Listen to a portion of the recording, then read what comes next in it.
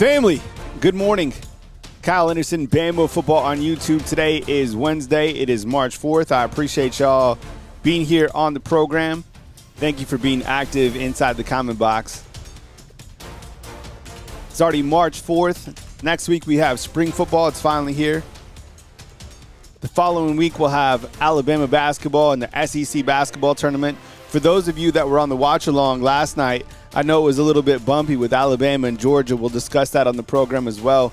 There was a couple funny moments in that game where at one point, right before half, Alabama only had 4 on the court. And then in the second half, there was that long-standing time where they couldn't get the shot clock to work. So kind of a strange game for Alabama. We'll discuss that. And, of course, we'll talk to Alabama defense, all that and more right here on Bama Football on YouTube on today's Wednesday program. And if you caught Wake Up Bama this morning, we talked about the Alabama inside linebackers. We'll continue to talk about the inside linebackers a little bit today along with the wolf position. And I think that is a strong position. I'm talking wolf position, and the inside linebackers, it's kind of where I have some questions. So I love some feedback in the comment box from you. So with that said, good morning to everybody, and I appreciate you guys being here on the program today. And if you're still getting used to kind of like the new backdrop, I'm always messing with like backdrops and different things. So, same program, same topics, and,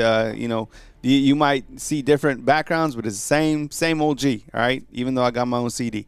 All right, appreciate it. And thank you very much for being here. Let me know where you're getting the program from inside the comment box. Last night, Alabama took it on the chin against Georgia.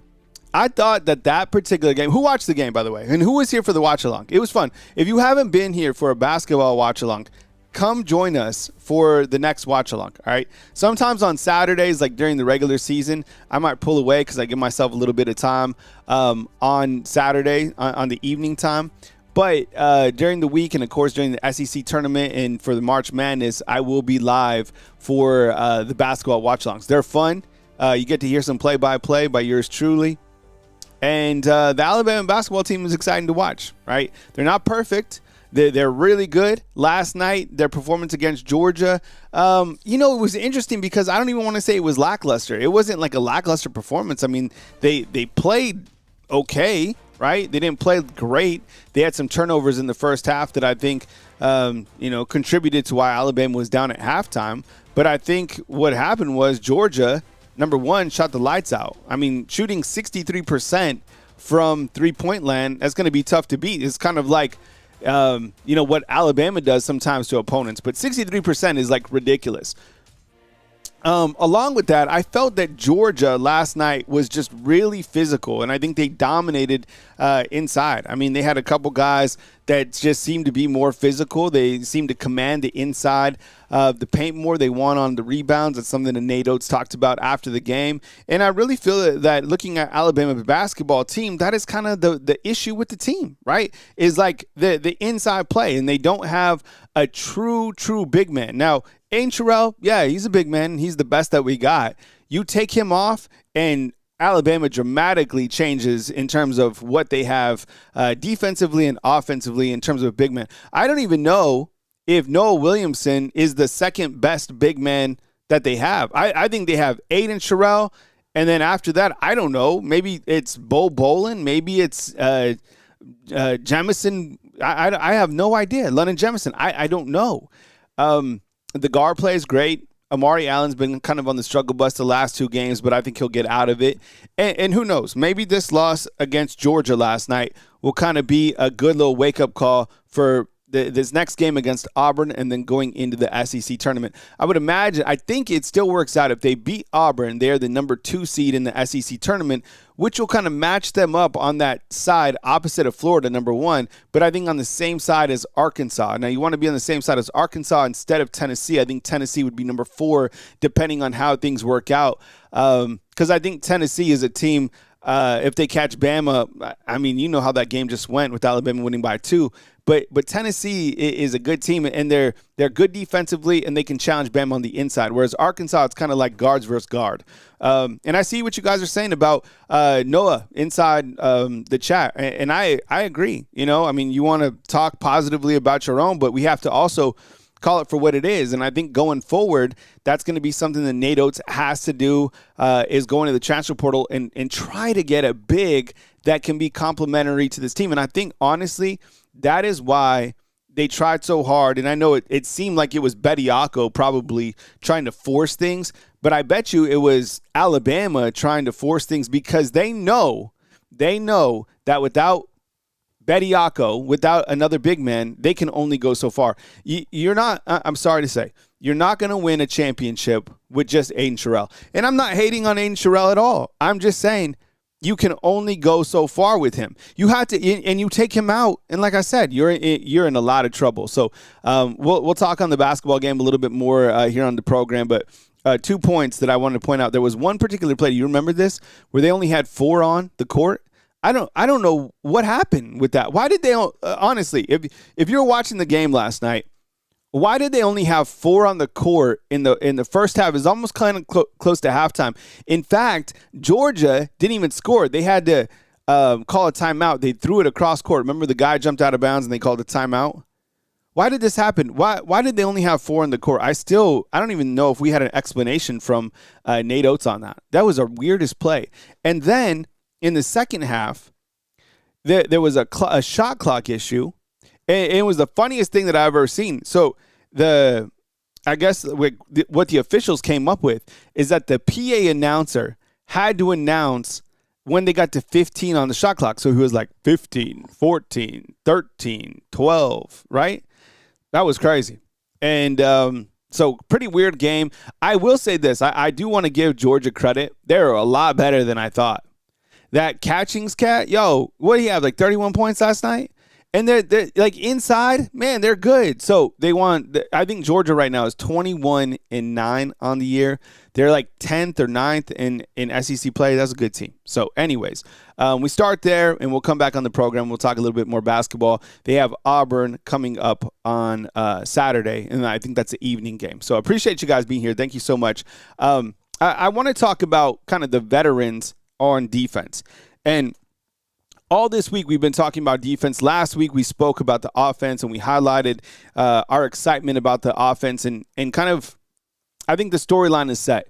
Questions on offense, excitement on defense. And questions is not a bad thing when you talk about Alabama's offense. It's not. It's just we have questions, right?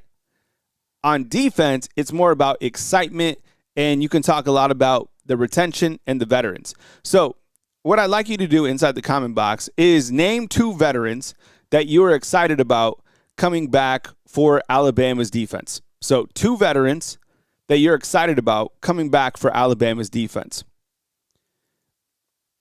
You could start clearly with the secondary, right? There's a lot of guys returning the secondary. And I guess I have another question for you too. What is your excitement level about Keon Sabb? Because I just posted something on Facebook. It's a graphic that I'm going to show you here in just a second. It's of the Alabama defense overall. Nobody likes Keon Sabb.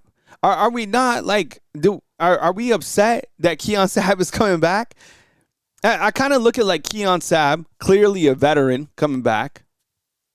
He played in 824 snaps last season, which I think is the most on defense. Is that a bad thing that we have him coming back, right? Because you have him and Bray Hubbard clearly. You could just start with those 2 guys. How are we feeling about Keon Sabb? Let's ask I see Todd Tipton's inside the comment box. Todd Tipton's a straight shooter. He'll say it how it is, all right? Let's see what Todd has to say. Ryan Harris already struck, and he said that Sabb is trash. See, I'm getting a lot of that out there. And I have to go, I think about what Sabb brought to the table, and I look to other guys kind of behind Sabb and kind of that 2 deep, and I know Dano, I don't think Dano's here yet, but Dano feels that Jeriah Edwards is going to emerge as that starting safety, right? See, Todd says Sabb is mid, right? So him coming back, you could say he's a veteran clearly, right? You got Bray Hubbard, right? I think we all feel comfortable about Bray. So maybe let's say Sabb might be the initial starter at the safety spot, and we'll talk more about the secondary in the next couple days.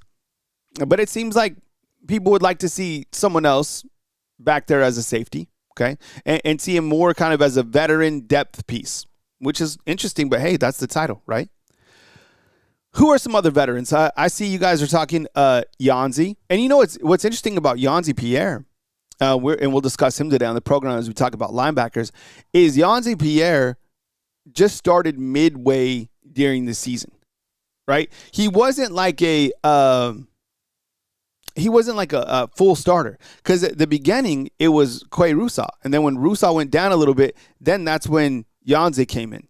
See, and we have AR inside the comment box now, backing up Keon Sabb. It's a very interesting player to talk about. I know. I get it. Right? So, obviously, Yanzi Pierre bringing a lot to that wolf position. And then right behind him is Justin Hill, who is fantastic, right? I love that wolf position. And I would imagine, I think the third wolf, you know what? Who would be the third wolf position player? And I'll bring up the graphic in a minute. You got Yanzi, you got Justin Hill, and then who? Because I know we bring back Ja Latham for his 7th year after a neck, and I don't know where he's at health-wise. Could it be Xavier Griffin is the third kind of depth piece within that wolf position? I don't know. We'll discuss that in a minute. All right, more veterans. Okay, anyone on the defensive line? We have some transfers coming in that are older, but not necessarily vets here. You know what? How about this one? This is an interesting one. How about Edric Hill? Yo, he's a redshirt senior here. You talk about depth chart, right? He's a veteran. He's been here for a while. Wow, I didn't know he's a redshirt senior already. Going into his 3rd year here is also Jeremiah Beeman, right? He's been here for a while. Jeremiah Beeman is kind of an interesting one to think about, too. Is I don't think a lot of people are talking about him. And I think it's just because of health. You're like, well, how good is he going to be, right? Linebackers, we have some older guys that have been here for a while. They just haven't played, like Caden Jones and QB Reese. We'll discuss those guys in just a minute at the linebacker position. Corners, Xavier Brown.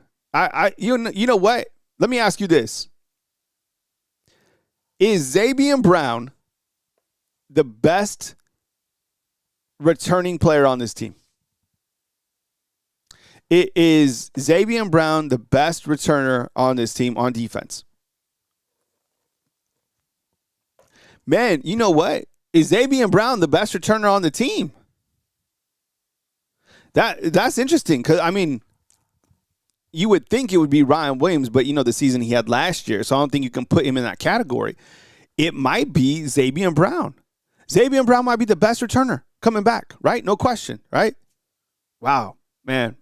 It feels like he's still young, but he's already going in his 3rd year. And he started every game as a freshman, started every single game as a sophomore, right? Yeah. So without a doubt, I think we can all co-sign that Xavier Brown's our best returner, which there's nothing wrong with that. And I still think that Xavier Brown is a little bit underrated. Like, I'm going to be pissed off if he's not first team all SEC in the preseason. He 100% needs to be, right? I would imagine he's probably a captain, and I would imagine that they probably take him to SEC Media Day. All right, so we have Xavier Brown right there. Red Morgan's also a junior. He's another veteran. Let's see who else we got. We talked about Sabb and Hubbard. Connor Talty's going into his 4th year, right? He'll be a redshirt junior, so he's kind of a veteran back there. Interesting to think about, kind of just like the veterans. And I know Connor Talty's not, he doesn't play defense, but just still stating that he's been here for a little bit, right? Yeah, and Bray Hubbard, right? Bray Hubbard back there. We all love Bray Hubbard. I think it was a quality addition to keep him. We're happy that he's back in the secondary. And you got a guy like Bray. You got a guy like Zabian. The mindset of those two guys, I think, travels well within the team, right? Because we don't, Zay Mincy, yeah. Zay Mincy's a little bit older too. I think Zay Mincy's good. I think he's good. He's just not elite. That's probably why he's not a starter. But I think, like, you take off Zay Mincy, and I'd be mad if he was somewhere else, right? Drake Kirkpatrick, yeah, Drake Kirkpatrick's been here for a little bit as well. Yeah, he's a junior. Yeah. So it's interesting to think about kind of the vets on defense, right? Here's a look at, kind of a mock defense. And tell me how you feel about this defense overall. And this was the graphic that I posted on Facebook. And I appreciate you guys being here this morning on the program. How do you feel about this defense on kind of a scale of 1 to 10? It's okay. Just go ahead and say it. And if you want to make changes, just say it inside the comment box. It's okay. It's just a draft. Nobody knows for sure. And the numbers, I think you should be able to see the numbers underneath the players. Those are the snap counts that the players played in last season. And even for like a guy like Caleb Woodson in the center at the inside backer, he played 378 at Virginia Tech. I think he played like 640 the year before. Good morning, Wesley. What's up, man? We'll do some shout-outs in just a minute, right? So when we look to this, overall board of Alabama's defense, and today we'll be talking about the linebackers.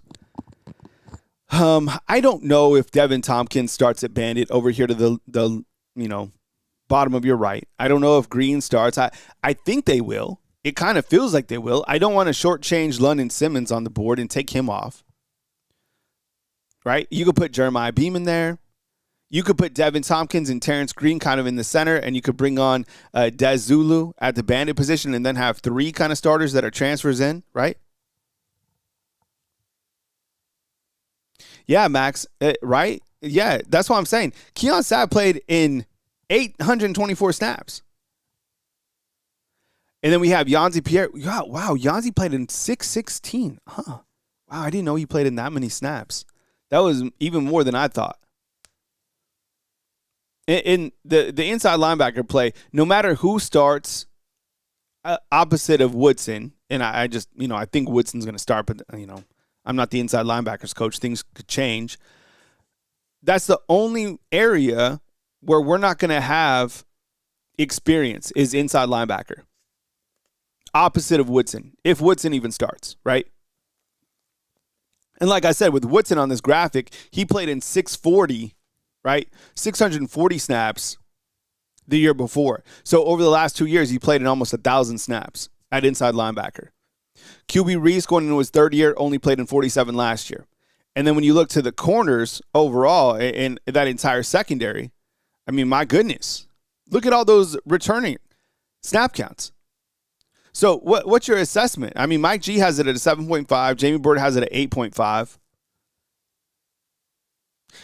I would imagine those might even be a little bit higher for you guys if you knew how good the defensive line is going to be, right? And maybe the inside linebacker.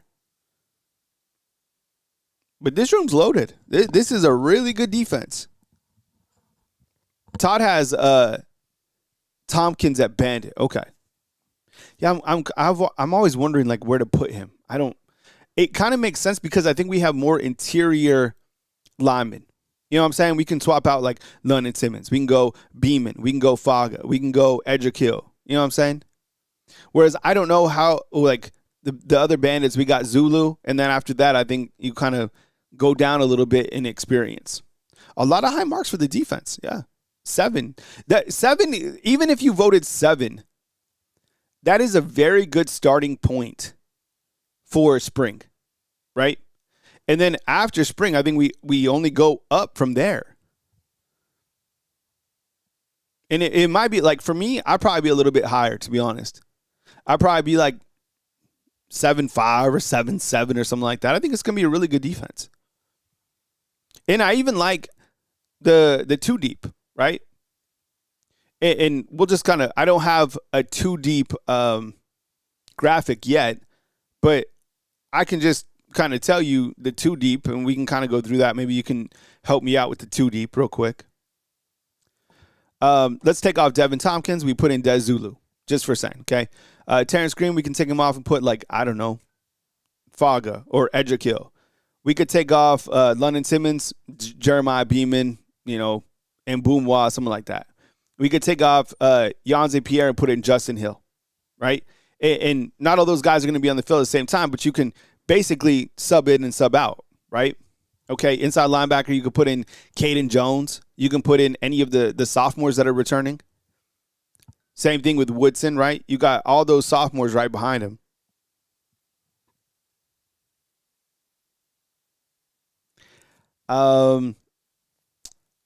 let's see. Rex says he's seen Zulu at Wolf. I'm not mad at that.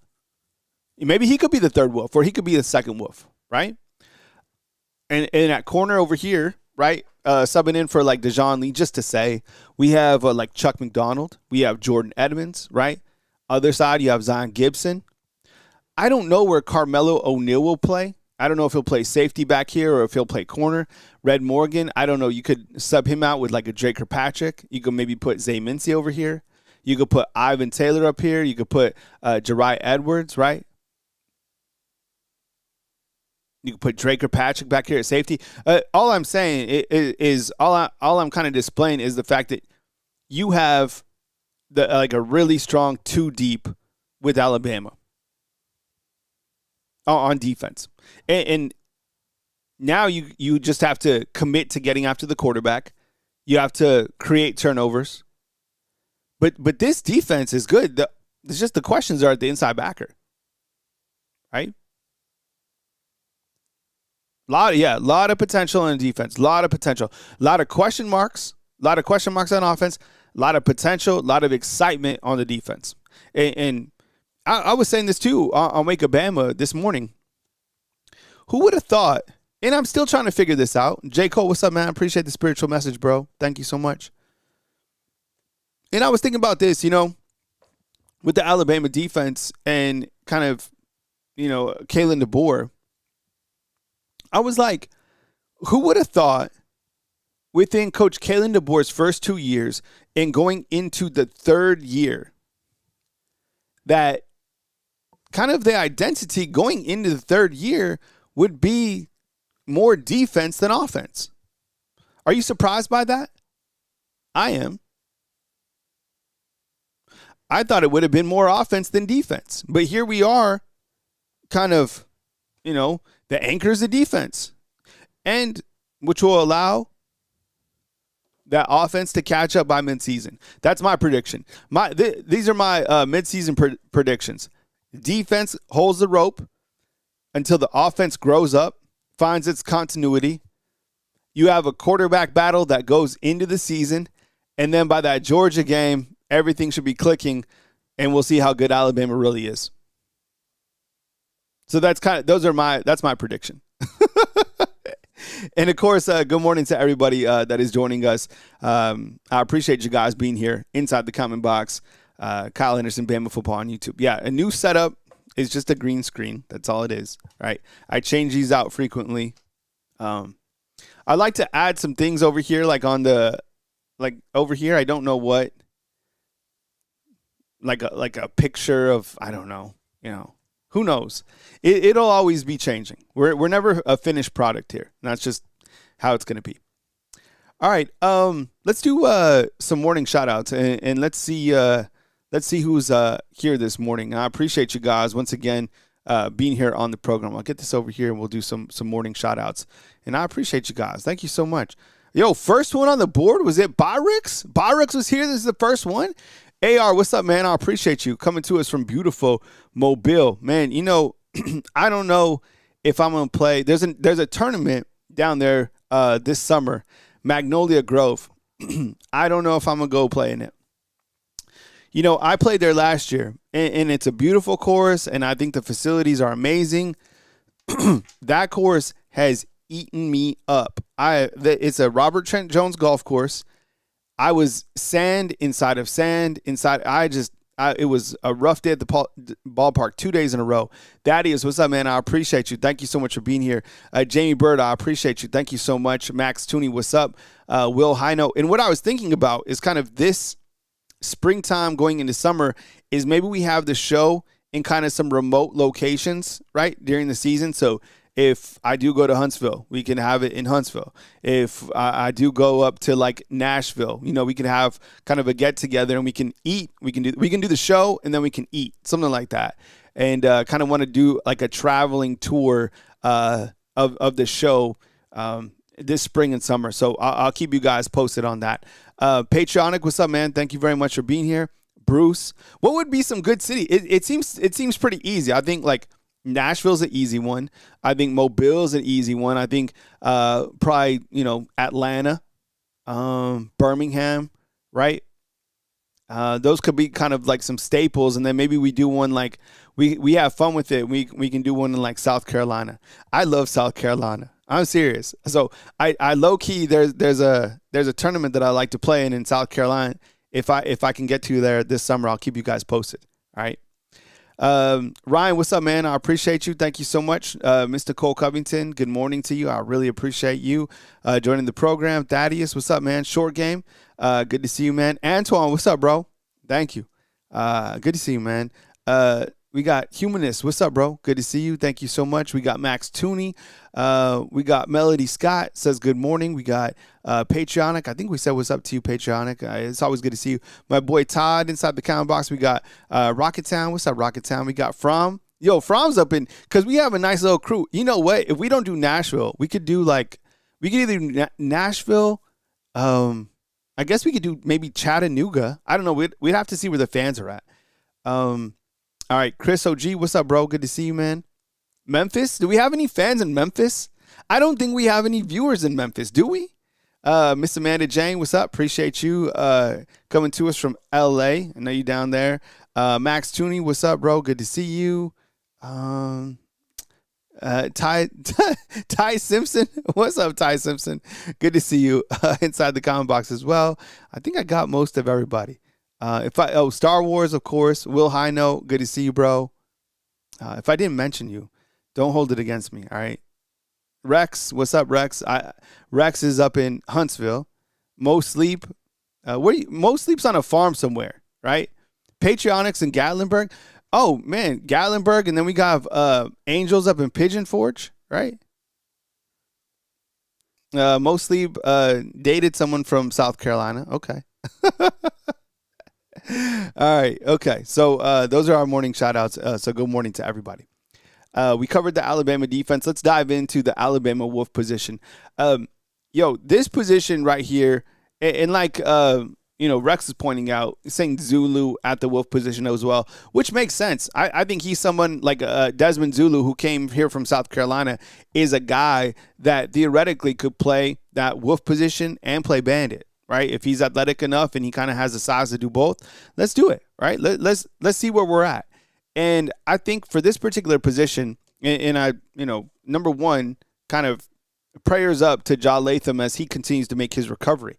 What a remarkable story. This guy had a neck injury, is able to, come back from that. And thankfully, he's okay. I don't know like the full status. In fact, I'm sure, Coach Kalen DeBoer will address that as we start spring football next week. Yanzi Pierre, talked about him, 616 snaps last year. He should 1,000,000% be the guy, and I think he'll be one of the better edge rushers in college football, to be quite honest. He's that good. 6'3", 250 pounds. I always felt that him and Keon Keeley would be like this tandem. Do you feel that losing Keon Keeley is a loss for Bama? I know, he's a bandit position player, but he came in here kind of being a wolf before they added all that weight onto him. Is Keon Keeley a loss? I'd say yeah. I mean, look, we have guys that are going to always replace whoever leaves. I mean, that's just how the game works. But like Keon Keeley, I thought was good. I thought he was going – my prediction was he was going to have a really big season this year as the bona fide starter. Kind of like him and Jordan Renaud, I think would have been pretty good. And that's how I saw, and I always thought of like Yanzi Pierre and Keon Keeley being like this great tandem on defense that was just waiting, and then they were just going to blast onto the scene. Yanzi Pierre has waited, and I think he does that.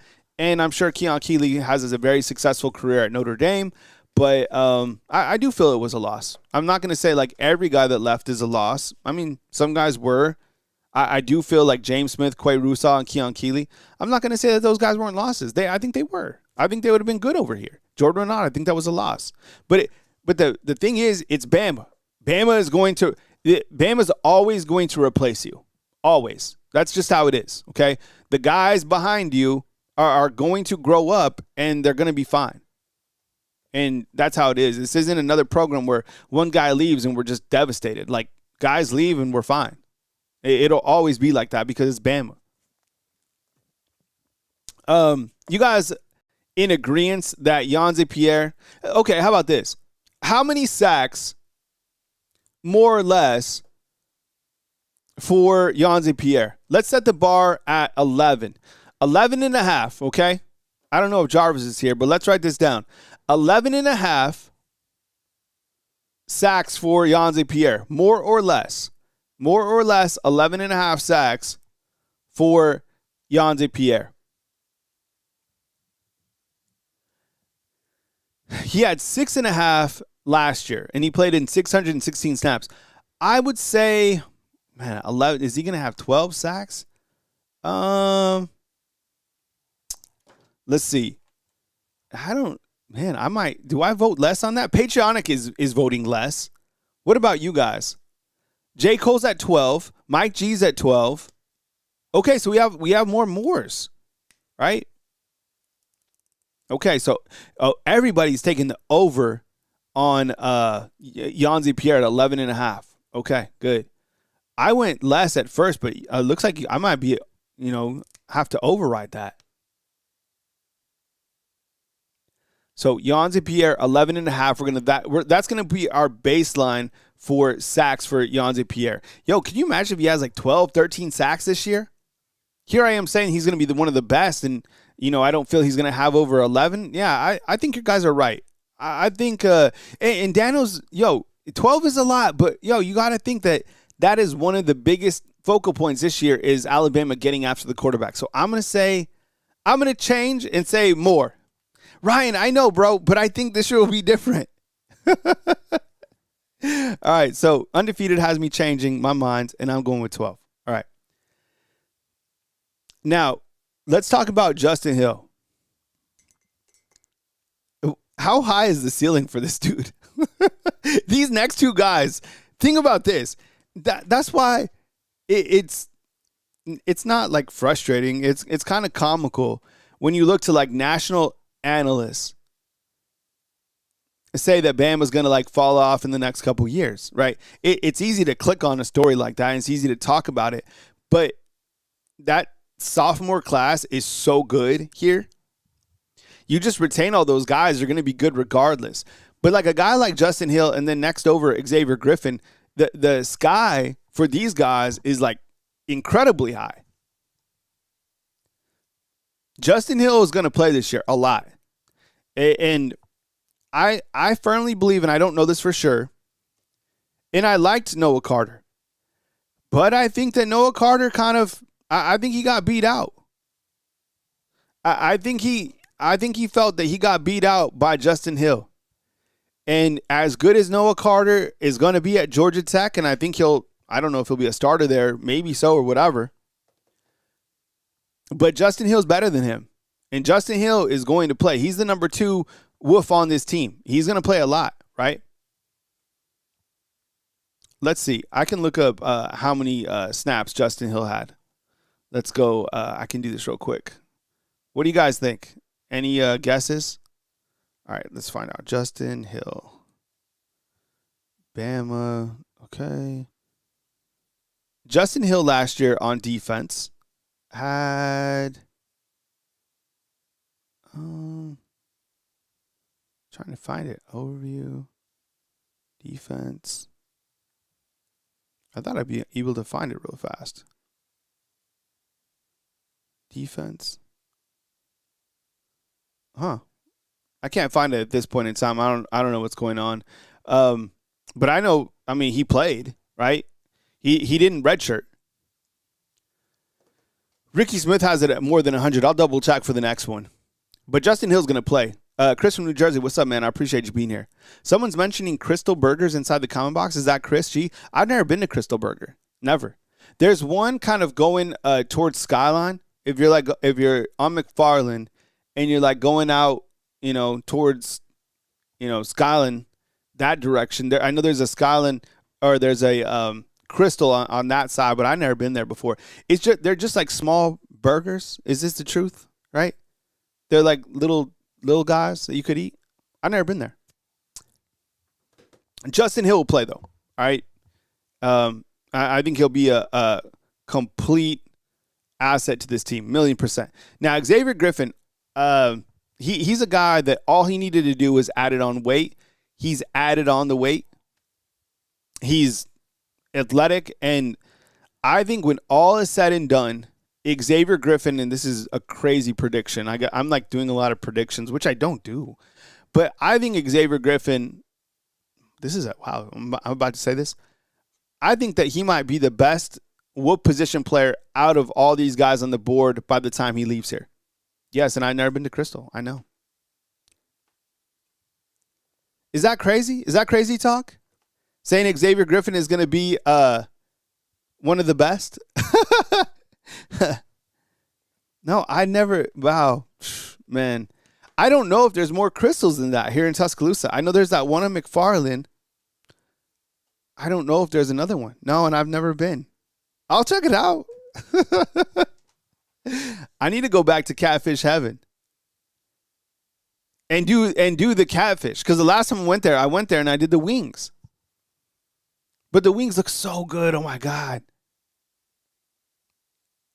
I could maybe go to, let's see, what do I have today? I could maybe fit in some Catfish Heaven maybe today or tomorrow. We'll see.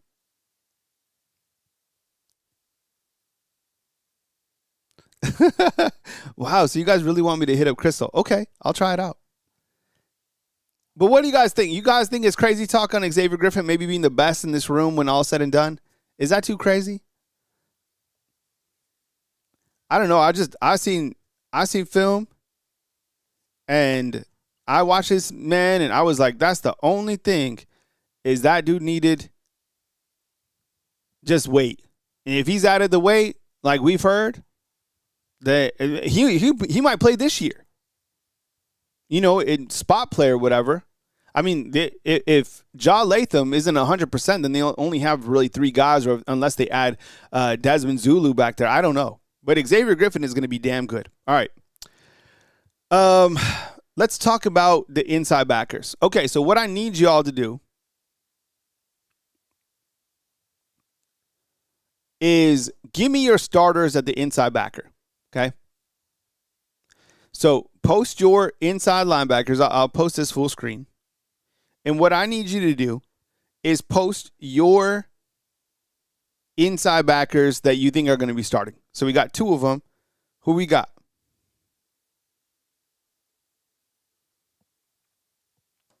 I'm going to go with Caleb Woodson. Oh, man. Lately, I've been going with QB Reese. I don't want to, sleep on any of these guys. Caden Jones is a guy that could be, I don't know. Caden Jones, I think we might be sleeping on Caden Jones. I have no idea, family. I don't know. I think Caleb Woodson, and I think it's kind of like a crapshoot. Daniel, you're not lying. I mean, he's been here for 3 years, really hasn't got on the field, right? Yo, Commander, 438, Catfish Heaven. I'm telling you, man.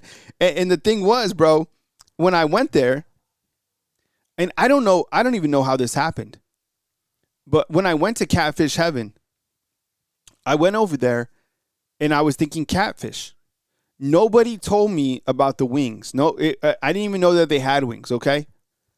So I went over there and just rolled up, and as soon as I walked in, there was a lady to the right, and if you've been there, there's like 4 tables, right? You walk in, there's like 2 tables here, 2 tables here.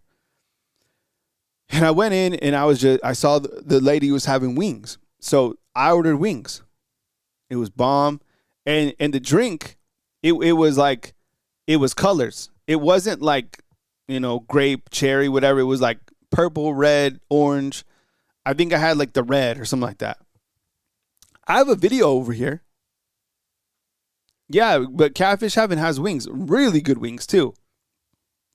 They weren't as big as like they weren't as big as like Baumhauer's wings, but they were bigger than like Buffalo Phil's. Buffalo Phil's wings, they're good, they're tasty, the hot wings, but they're just small. Whereas like at Baumhauer's, you can like live off 6 of those wings. You know what? I would say Catfish Heaven, the size of their wings was like closer to like Wingstop, right? So, yeah, sometimes we talk food right here all the time. We get like, we segue to different things. I think I might just have to go back to Catfish Heaven. I haven't been. The last time I was there, when was it? Was it last summer that I was there? I don't know. All right, let's see what you guys have in terms of your starting linebackers. Okay, Michael has Caleb Woodson and Luke. Wow, Luke Metz. Interesting. Okay. Hill and Woodson. Yo, Ryan, are you saying we're going to pop over Hill over here to inside backer? Right? Let's see who else we got. Woodson and QB. Okay, Ricky. I see you. Okay, Ricky has Woodson and QB. Larry Large is here, bro. What's up, Larry Large? Good to see you, bro. Man, have you been here, Larry Large? It's good to see you, man. Maybe I haven't seen you recently or whatever, but man, I'm never gonna forget that avatar, bro. He has Caden Jones and Woodson. Let's see who else we got. Ooh, how about this from Calvin? Calvin, what's up, dog? QB Reese and Daryl Duke Johnson. Yo, man. In this group right here, these guys are good, man. All these guys, it's just this is a story. This guy hasn't played here. These two haven't played yet, really, right? In 3 seasons, and these 3 dudes are mega. That's why I keep talking about that sophomore class. The sophomores are crazy. Crazy. I always like to just name the second-year players, all right? Look, Keelan Russell, A.K. Deere, Lazier Brooks, Derek Meadows, Caleb Edwards, Michael Carroll, Jackson Lloyd.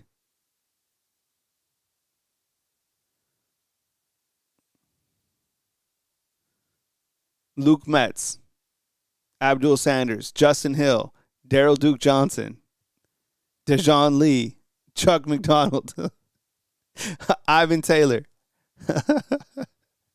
Isn't that crazy? That sophomore class is nuts, man. Oh, I can't wait for Daryl Duke Johnson to play. That's such a dope name, right? Duke Johnson. Are you serious? Yeah, he could, man. And the thing about Duke Johnson, too, is he played a variety of positions in high school, right? I mean, a lot of these guys do, but he was kind of known for being like a linebacker that was like kind of an athlete, right? Yeah. All those guys. And you know what? Like Abdul Sanders, I don't think anybody's mentioned him on the board, but in the springtime last year, when most of those other linebackers were a little bit banged up, he was a guy that was getting reps. He was a guy that was playing, right? So you definitely have to you can't write him off. And then, of course, like you guys said, Luke Metz. All right. So that's kind of the linebacker position in a nutshell. And I think overall, when we look to the linebackers, that this is our biggest question. Okay. And I think these guys will be fine, but it is a question because last year, what we had at the linebacker position was we had guys that had experience. And we had confidence in Deontay Lawson. We had confidence in Justin Jefferson. We grew to appreciate Nakai Hill-Green, who came over here from Colorado. And those guys did an amazing job kind of holding things down. And I think that's why Alabama's defense did a better job. So now we got to continue to kind of carry the rope with the next phase of linebackers. And they certainly have a tall task. Absolutely. Okay. Want to hit on basketball one more time. And I have a couple questions from the basketball front, but I have to say one more time, thank you to Chair Chic over here in Tuscaloosa. All right, my daughter just had her 13th birthday. This is Lacey right here with her friends. Okay, so Chair Chic, they helped us with the tables, the table class, and these beautiful gold chairs that they had. I don't think you could see the gold chairs in this photo, but they were like these padded gold chairs, and they had everything. So if you're in Tuscaloosa and you have any sort of event, please call Jennifer, 205-534-9613. Tell her that I sent you. They do a great job in terms of meeting you at a price point that will help you out, and they'll make your special day. They'll elevate it clearly. So my daughter had an amazing time, and again, Share Chic in Tuscaloosa certainly hooked me up. So I have to give them a shout out on this beautiful Wednesday show because they did an amazing job. So graduations, weddings, I know they've been doing a lot of things with fraternities as well. They can like set up dance floors and stuff. They got a great inventory. They have a ton of stuff, 100%. So certainly check them out. All right, I have a question for you regarding the Alabama basketball team, okay? And this is going to be our poll question today, all right? So how far does the Alabama men's basketball team get in the tournament, all right? Okay, so first one will be one and done. Hopefully it's not that. Second round out, Sweet 16. All right, Elite 8. All right, that'll be round of 32. All right, go ahead and vote inside the comment box. What you think where Alabama will end up in this year's NCAA tournament? I think right now they're projected as a 4 seed, if I'm not mistaken, right? And I think that with the basketball tournament, the tournament is always, a tournament that to me is about matchups. And if Alabama, depending on who they play and what kind of their matchup look like in the tournament, and they play a team where they're not as physical, where they're kind of more of a finesse team, they like to shoot on the perimeter like Alabama, right? Alabama can go as far as anybody because I think they probably outshoot that team. The teams that will give them trouble, and they could even find a team that will give them trouble in the first round if it's a physically dominating team inside and Alabama's shots aren't falling. They could be a one and done. Now, I'm not going to vote them that. I probably have them realistically going to the Sweet 16, right? I'd be disappointed if they don't go to the Sweet 16. But I could understand how a round, 32 loss would make sense to me is just because we've been following this team and we understand what they don't have and we understand what they do have, right? Dano has Florida repeating. I'm going to take Arizona, right? Who else you got, right? Who else you got winning the tournament? I know you got Michigan, you got Duke. I watched that Arizona team. I still can't believe that they've lost 2 games. I saw what they did to Alabama way back when. That basketball team is huge. They're good. They're athletic. They have every single thing you want, right? Michael Hill, have a good day, man. I appreciate you, man. Thanks for being here. Okay, so far, 50% believe that Alabama gets into that Sweet 16 matchup, right? That's kind of where I'll vote there for now. And hopefully this team can, outperform that. And look, what they've done under Nate Oates cannot be understated. The last several years have really been fantastic to watch and appreciate Alabama basketball. There's some components missing from this particular team, but you got to admit it. Like, it's nice to have Alabama basketball more than relevant. They're more than relevant. They are a team. Right? And they hadn't been a team for quite some time. So most Sleep is taking the Tar Heels. I'm taking Arizona. Looks like Ricky Smith is doing Duke. Maybe we'll do a March Madness bracket, and we can put one inside the community tab. Would you guys be up for that? Maybe we'll do that. All right. Okay. Kind of in closing, we'll kind of go to an Ask Me Anything portion as we kind of wind out the bottom of the show. So if there's anything that you have for me, inside the comment box, go ahead and fire away, and I'll be happy to get to your questions. What do you guys have? So we got a few minutes. You got Ask Me Anything. I'll post on the board, and you can have a one-on-one with me right here on Bama Football on YouTube on this beautiful Wednesday. Yo, that weather is getting fantastic. You have a restaurant you want me to try? You want to play golf? You let me know, right? You want to play cornhole? You let me know. You have a city that you think I should stop to in the springtime, summertime to do the show at? You let me know. Jamie Bird has Alabama going to the Elite Eight, right? Yeah, I'm in Kansas, right? I watched that Kansas and Arizona game the other night. That was a good game. It was close, but then Arizona towards the end ended up winning by like almost 20 points, right? Man, Max wants a traffic report. Man, no traffic. I just basically come up here to the office, and so limited traffic unless the Frenchies are kind of running around, right?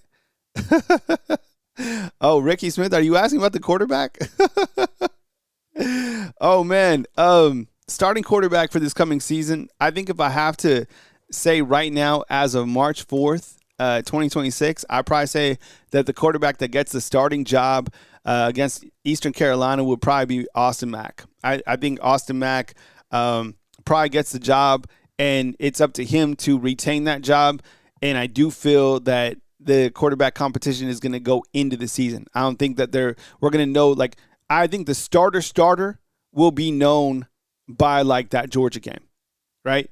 So I think they might kind of rotate the quarterbacks for the first time ever under Coach Kalen DeBoer, right? Kyle, how do you never get to Crystal? I live on the opposite side of where Crystal's at. Not to say that I don't go to that side of town. I just, usually when I'm cruising by on that side of town, I'm like I haven't been to Sam's Club in a minute. But if I'm going that way or whatever, it's just, truth be told, if I'm going that way, I might have like a Sam's Club hot dog or something like that, right? So I don't know. I guess I'll go see Crystal at some point in time. I'll report back. I'll do a quick video from there. All right. Dano has Keelan as a starter day one, no doubt. Okay. Carl backs me up and says, unfortunately, our big man play is too soft. 100%, man. I mean, think about last night, Georgia's big man, right? Cyrell, is that his name? Compared to Aiden Sherrill. I'm not hating on Aiden Sherrill. It's like, it's just, there's different types of players. Now, Aiden Sherrill is a big man, but he's not overly dominating. The guy last night, what were they calling him? The Dunkyard Dogs? They have the most dunks in college basketball. That team owned every single thing underneath the basket. Alabama did not, period, right? Jamie Bird, and you're 100% right. Basketball is a game about matchups. And wherever Alabama, finds themselves, they can make a really big run. They just got to avoid these bigger teams inside, right? The only silent, what's up, man? How's the new Arch Burger? I don't know what that is. What is that? I don't know. We were talking the other day about the McDonald's CEO, right? He took like a tiny bite of the Big Mac, and it's gone bad PR wise. Chris G says, Kyle, did you ever look at the 3-star offensive lineman that decommitted from USC? I haven't. No, I haven't checked him out. But I appreciate you. I think I posted it even before you were able to delete it. But no, I haven't seen it. Let's see. Cody says, Kyle, I believe Alabama needs a good big man. Basketball needs God as a big man to win basketball championship. Rex says, do you think both quarterbacks play against Kentucky and Florida State? Yes, I do. Mm-hmm. I know, and that's crazy because we haven't seen that before, right? We've kind of like just seen one quarterback and that's it. I think that they're going to play each of those quarterbacks into the season. I do. I might be the only one saying that. I just think that they're going to give these guys reps and to see who can command the offense better. That's just my take, all right? Let's see. All right. The only silent. What's up, man? I appreciate you. No, I didn't see that. No, and I haven't checked out that offensive lineman. Is he 2027? Is that what class he's in? Out of Thompson? All right. Yeah. I mean, if he goes to Thompson, then, who knows, right? With Seaborn as well, right? Anything else, fam? All right. Jamie Bird has Duke winning as well. Okay. Commander is saying Womack's house is for sale. I have friends that are realtors. I could, I'm sure his house is for sale. He might just be moving into, a bigger house. I mean, that's the one thing here in Tuscaloosa is there's so many beautiful neighborhoods, really Northport too. So he probably just moving. Doesn't he have like a bunch of kids, right? He could have outgrown where he's at. He's probably getting a raise. So I'm sure he's probably just moving. And it's here in this area where I live, a lot of people just move basically into the same neighborhood just a little bit bigger house, right? That's like constant over here. So I particularly don't know where Kane Womack lives, what neighborhood he lives in. I can find out real easy, but if it's homes for sale, it's just, it's part of the process. Now, DeBoer lives directly across the street from Coach Saban, right? Like directly across. It's like literally across the street from each other. And DeBoer's house is gigantic. It's like gigantic. Let's see. Well, Saban's house is too, but you get what I'm saying. Let's see. Anything else, fam? You guys have anything else? I don't know. I don't know much about Womack in that regards. Womack can live wherever he wants, man. He's killing it. You coach defense well here. You can do what you want. All right, fam. Well, I appreciate you guys joining me on Wednesday's show. I will be back with more coverage throughout the day, of course, on Facebook as well, and news as it happens, and then Wake Up Bama on Thursday morning. We are getting closer and closer to spring football. That'll start next week. And Scottie Pippen with the buzzer beater inside the comment box says, Carmelo O'Neal is a corner, and trust me, you'll be a factor this season. Yo, you know what, man? I'm not surprised to hear that, and I think you're right. I think because I've been asking, is he going to play corner? Carmelo O'Neal, he played 740 snaps at Mercer. And, knowing how Mo Lindquist likes corners, I think that Carmelo O'Neal, you talk about kind of that two deep who are going to be guys. I think Carmelo O'Neal could be one of those guys as well. Gordon, what's up, man? Will you be at A-Day? Yes, I am planning to be at A-Day. So if I'm at A-Day, I'll let you guys know, where we'll meet up or whatever, and, we'll kind of roll through. And again, I don't know if it's going to be like a practice or a game. I don't think they're even going to tell us up until that point in time. Hopefully, it's just a good day for fans to come together. Game or whatever, I think it's just important that fans get together for that particular day to build up some more fan camaraderie under Coach Kalen DeBoer. 100%.